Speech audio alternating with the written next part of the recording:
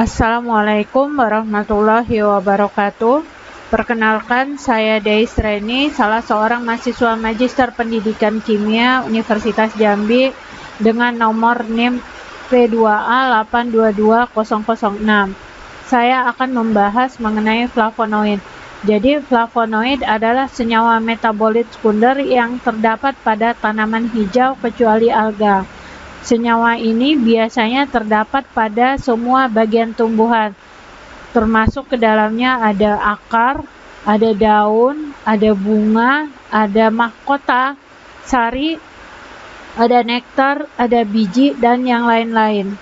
Nah, di sini kita bisa melihat ada beberapa contoh tanaman dan buah-buahan penghasil flavonoid.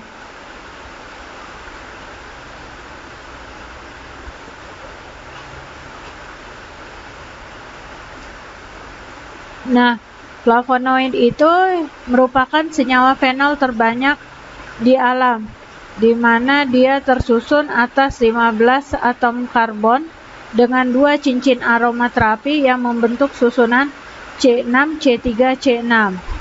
Dia juga merupakan sebagai pigmen pemberi warna merah, biru, ungu, dan sebagian pigmen berwarna kuning. Jadi istilah flavonoid ini berasal dari kata flavon yang merupakan senyawa salah satu jenis flavonoid yang terbanyak dan lazim ditemukan selain flavonolol dan antosianidin. Nah, jenis flavonoid berdasarkan posisi ikatan antara gugus aromatik dengan benzopiran, maka senyawa ini dibagi dalam 3 kelas, yaitu ada true flavonoid yang sering kita sebut dengan flavonoid, ada isoflavonoid, dan juga ada neoflavonoid. Nah, flavonoid ini terbagi lagi ke dalam beberapa bagian. Yang pertama itu ada antosianidin atau yang sering disebut dengan nama antosianin. Terus ada flavonol, ada flavonon, ada flavon, ada kalkon, ada dihidrokalkon, dan auron. Sementara itu isoflavonoid itu terbagi atas 4 jenis, yaitu isoflavon, pterokarpan, kumestan, dan rotenoid. Dan terakhir neoflavonoid itu terdiri atas 2 bagian, yaitu 4-aryl kumarin dan dalbergion.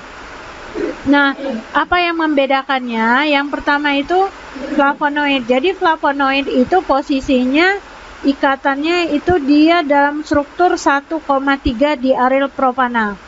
Nah, tadi salah satu jenis flavonoid itu adalah antosianin. Jadi antosianin ini adalah senyawa flavonoid yang secara terstruktur termasuk ke dalam kelompok flavon.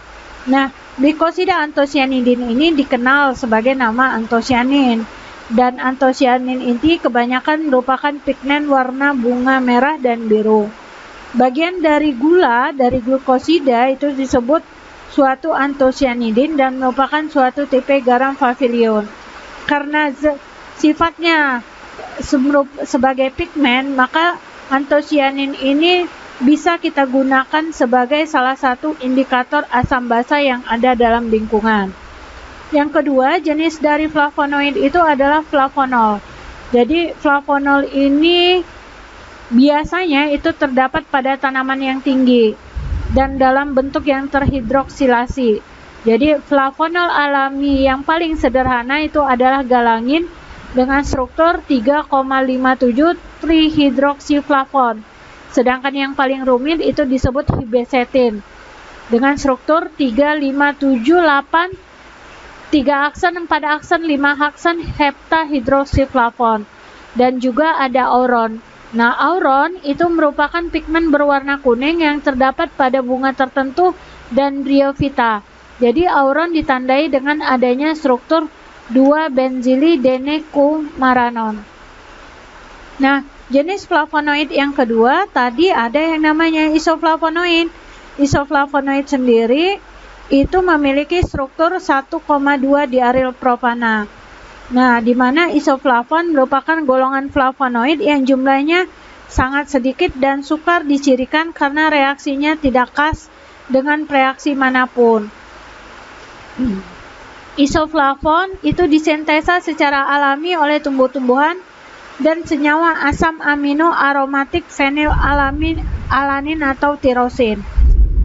Meskipun isoflavonoid ini merupakan salah satu metabolit sekunder, tapi ternyata pada mikroba seperti bakteri, alga, jamur, juga lumut itu tidak mengandung isoflavon karena mikroba tersebut tidak mempunyai kemampuan untuk mensintesa flavonoidnya tersebut.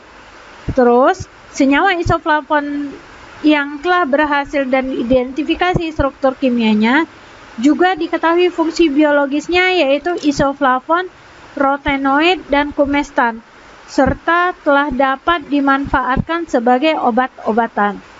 Yang terakhir yaitu ada neoflavonoid yang dalam posisi ikatannya dengan rumus struktur 1,1 diaryl propan.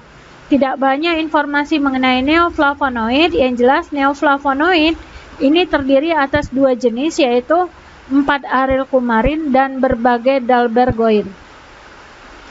Kalau tadi jenis flavonoid itu ditentukan oleh posisi ikatan, sekarang jenis flavonoid ditentukan berdasarkan jenis ikatan. Ada 4 jenis flavonoid berdasarkan jenis ikatannya. Yang pertama itu ada flavonoid O-glikosida, di mana pada senyawa ini gugus hidroksil flavonoid terikat pada satu atau lebih gula dengan ikatan hemiasetal yang tidak tahan asam. Nah, pengaruh glikosida ini menyebabkan flavonoid ini kurang reaktif dan lebih mudah larut dalam air. Gula yang umumnya terlibat adalah glukosa, galaktosa, ramilosa. Sementara itu disakarida yang juga dapat terikat pada flavonoid ini misalnya soforosa, gentibiosa, rutinosa, dan lain-lain. Jenis flavonoid yang kedua yaitu flavonoid C-glikosida, di mana gugus gula terikat langsung pada inti benzen dengan suatu ikatan karbon-karbon yang tahan asam. Nah, gula ini terikat pada atom C nomor 6 dan 8 pada inti flavonoid. Jenis gula yang terlibat lebih sedikit dibandingkan dengan O-glikosida. Gula yang paling umum adalah galaktosa, raminosa, silosa, dan arabinosa. Sementara itu jenis flavonoid yang ketiga yaitu adalah flavonoid sulfat. Jadi senyawa flavonoid yang mengandung satu atau lebih ion sulfat itu terikat pada OH fenol atau gula, di mana secara teknis termasuk disulfat karena terdapat sebagai garam yaitu flavon OSO3K. Banyak glikosida bisulfat yang terikat pada OH fenol yang masih bebas atau pada gula. Umumnya, flavonoid sulfat ini terdapat pada angiospermae yang mempunyai ekologi dengan habitat air. Dan terakhir itu adalah biflavonoid. Jadi, biflavonoid ini merupakan senyawa yang mula-mula ditemukan oleh Furukawa dari ekstrak daun biloba, yaitu merupakan senyawa berwarna kuning yang dinamai dengan gingentin. Nah, biflavonoid sesuai dengan namanya, bi berarti dia merupakan dimer flavonoid yang terbentuk dari 2 unit flavon atau dimer campuran antara flavon dengan flavonon atau auron. Nah, biflavonoid ini terdapat pada buah, sayuran, dan bagian tumbuhan lainnya. Biflavonoid yang paling banyak diteliti adalah gingentin, isogingentin, ametlofan. Nah, hingga kini jumlah biflavonoid yang diisolasi itu terus bertambah, namun yang diketahui bioaktivitasnya masih sangat terbatas. Kalau tadi kita sudah menjelaskan tentang jenis-jenis flavonoid, sekarang tentang biosintesis flavonoid. Jadi ada 2 jalur biosintesis flavonoid. Yang pertama itu adalah jalur poliketida, di mana reaksi pada jalur ini diawali dengan adanya reaksi antara asetil-CoA dengan karbon oksida yang menghasilkan malonat CoA. Nah, setelah itu malonat CoA akan bereaksi lagi dengan asetil-CoA menjadi asetoasetil-CoA. Asetoasetil-CoA yang terbentuk akan bereaksi dengan malonat-CoA dan reaksi ini terus berlanjut sehingga membentuk poliasetil. Nah, poliasetil yang terbentuk akan berkondensasi dan bereaksi dengan hasil dari jalur fenilpropanoid sehingga membentuk suatu flavonoid. Nah, adapun jenis flavonoid yang terbentuk itu dipengaruhi oleh dari bahan fenilpropanoid.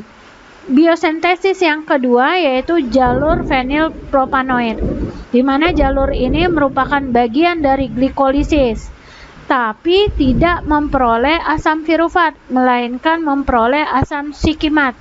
Reaksi ini melibatkan eritrosa dan fosfoenol pirufat.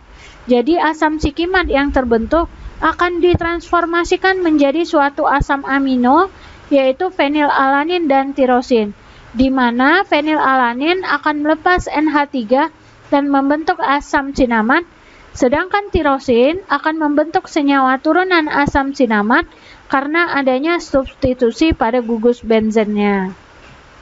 Nah, sekarang apa saja sih sifat flavonoid? Ada 3 sifat yang bisa saya simpulkan. Yang pertama itu karena flavonoid merupakan senyawa polifenol sehingga dia bersifat asam dan dia dapat larut dalam basa. Yang kedua, merupakan senyawa polihidroksi yang bersifat polar sehingga dapat larut dalam pelarut polar seperti metanol, etanol, aseton, air, butanol, dimetil sulfoksida, dan dimetil formamida. Nah, gugus glikosida yang terikat pada gugus flavonoid cenderung menyebabkan flavonoid mudah larut dalam air. Nah, adapun kelarutannya adalah sebagai berikut. Jadi, flavonoid polimetil atau polimetoksi larut dalam heksan, petroleum ether, kloroform, ether, etil asetat, dan etanol. Contohnya sinersitin yang nonpolar. Sementara itu, aglikan flavonoid yang tergolong ke dalam flavonoid semipolar itu tidak larut dalam heksan, petroleum ether, dan kloroform. Dia larut dalam ether, etil asetat, dan etanol, dan hanya sedikit larut dalam air, contohnya quercetin. Dan yang terakhir, glikosida flavonoid yang bersifat polar itu tidak larut dalam heksan, petroleum ether, kloroform, dan ether. Hanya sedikit larut pada etil asetat dan etanol, serta sangat larut dalam air, contohnya rutin. Nah, apa fungsi flavonoid? Yaitu yang pertama itu adalah sebagai penanda dalam klasifikasi tumbuhan. Jadi, ketika flavonoid ditemukan, kita bisa mengklasifikasikan, oh tumbuhan ini termasuk ke dalam kelompok yang mana. Yang kedua, fungsi flavonoid ini sebagai penangkal serangan penyakit dan obat-obatan. Yang ketiga, dia tidak langsung mengatur pertumbuhan pada akar dan pucuk serta dormansi. Nah, isolasi dan identifikasi flavonoid. Ada beberapa metode isolasi dan identifikasi flavonoid. Yang pertama itu ekstraksi. Jadi ekstraksi yaitu proses pemisahan 2 atau lebih komponen dengan menambahkan pelarut, di mana pelarut itu hanya dapat melarutkan salah satu komponen saja. Nah, ada 3 jenis ekstraksi yang digunakan. Yang pertama itu ada maserasi, yang kedua ada perkolasi, yang ketiga ada sokletasi. Apa itu maserasi? Maserasi yaitu metode ekstraksi yang dilakukan dengan cara merendam serbuk sampel ke dalam cairan pelarut organik. Dan perkolasi yaitu metode penyarian yang dilakukan dengan mengalirkan cairan penyari melalui serbuk yang telah dibasahi, di mana pada ekstraksi ini kita menggunakan alat yang kita sebut dengan nama perkolator. Sementara itu, sokletasi adalah cara penyarian sampel secara berkesinambungan, di mana cairan penyari itu dipanaskan sehingga menguap. Nanti uap cairannya tersebut akan dikondensasi menjadi molekul-molekul cairan oleh pendingin dan turun untuk mengekstrak sampelnya. Isolasi yang kedua yaitu kromatografi. Nah, kromatografi ini yaitu pemisahan berdasarkan perbedaan gerakan relatif dari fase tetap dan fase gerak. Ada 3 jenis kromatografi yang umumnya dipakai. Yang pertama itu adalah KLT, kromatografi lapis tipis. Kromatografi lapis tipis ini merupakan metode pemisahan yang menggunakan plat atau lempeng kaca yang sudah dilapiskan adsorban yang bertindak sebagai fasa diam. Yang kedua ada kromatografi kolom, di mana metode pemisahan dan pemurnian senyawa itu dalam skala preparatif. Yang ketiga ada HPLC, di mana kromatografi ini didasarkan pada pemisahan molekul yang diberikan tekanan tinggi. Nah, untuk identifikasi flavonoid itu umumnya yang dipakai adalah spektroskopi. Jadi spektroskopi ini adalah metode yang digunakan untuk menentukan rumus struktur senyawa. Ada 3 jenis spektroskopi yang bisa dipakai. Yang pertama adalah spektroskopi UV, di mana UV ini menggambarkan antara panjang gelombang dan frekuensi beserta intensitas serapannya atau absorbansinya. Kemudian ada spektroskopi FT, yaitu gambaran mengenai gugus fungsi yang terdapat pada molekul organik berdasarkan bilangan gelombangnya. Dan yang terakhir ada spektrofotometer IR. Jadi di sini mengamati gugus fungsi berdasarkan interaksi molekul dengan radiasi elektromagnetik yang beredar pada panjang gelombang sinar inframerah. Nah, adapun beberapa bioaktivitas flavonoid, yang pertama itu ada antioksidan. Jadi, kenapa flavonoid ini bersifat sebagai antioksidan? Karena flavonoid ini dapat mengangkat radikal bebas dengan membebaskan atom hidrogen dari gugus hidroksilnya. Aksi radikal ini memberikan efek timbul berbagai penyakit berbahaya bagi tubuh. Jadi, tubuh manusia tidak mempunyai sistem pertahanan antioksidatif yang lebih, sehingga apabila terkena radikal bebas yang tinggi dan berlebih, tubuh tidak dapat menanggulanginya. Sehingga saat itulah tubuh manusia membutuhkan antioksidan dari luar, yang dapat dilakukan dengan asupan senyawa yang memiliki kandungan antioksidan yang tinggi melalui suplemen, makanan, dan minuman yang dikonsumsi.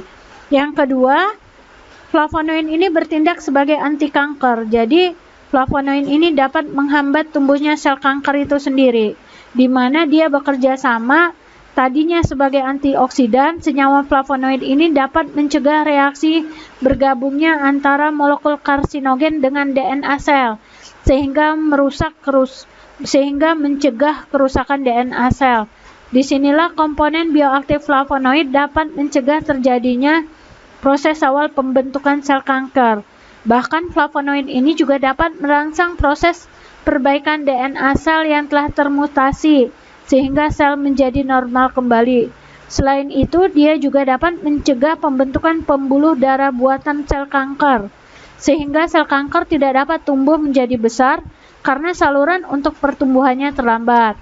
Nah, adapun bioaktivitas yang ketiga yaitu mencegah penyakit kardiovaskuler. Secara biologis, flavonoid ini dapat mencegah penyakit jantung koroner dengan berbagai cara. Yang pertama itu adalah dengan cara mengurangi peradangan. Yang kedua dengan cara menurunkan ekspresi molekul adesi sel vaskular.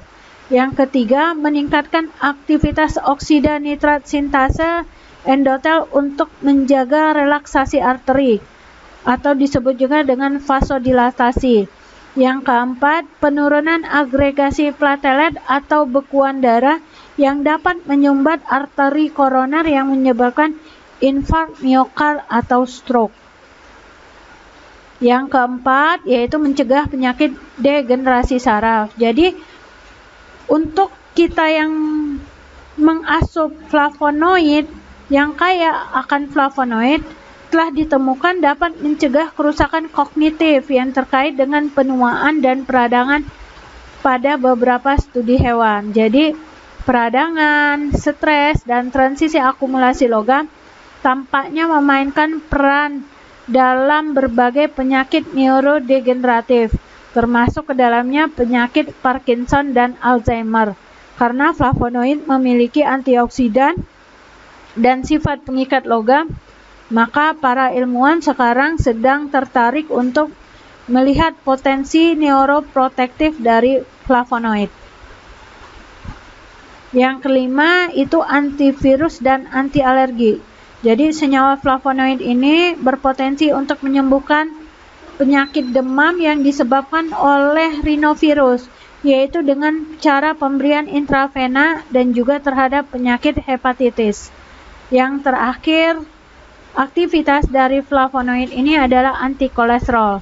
Ini dapat dijelaskan melalui pengaruh peningkatan katabolisme sel lemak untuk pembentukan energi yang berakibat pada penurunan kandungan kolesterol. Sebagai yang terakhir itu adalah flavonoid dimanfaatkan sebagai bahan untuk obat herbal, di mana flavonoid dapat menghambat fosfodiesterase aldoretase. Jadi beberapa contoh senyawa flavonoid yang diisolasi dari tumbuhan dapat berkhasiat seperti obat, seperti silimarin dari Silybum marianum yang dapat berfungsi mengobati gangguan hati serta menghambat sintesis prostaglandin. Yang kedua, quercetin 3 rutinosida bermanfaat untuk mengobati kerapuhan pembuluh kapiler pada manusia. Terima kasih, demikianlah yang bisa saya sampaikan. Mohon masukan dan kritik. Assalamualaikum warahmatullahi wabarakatuh.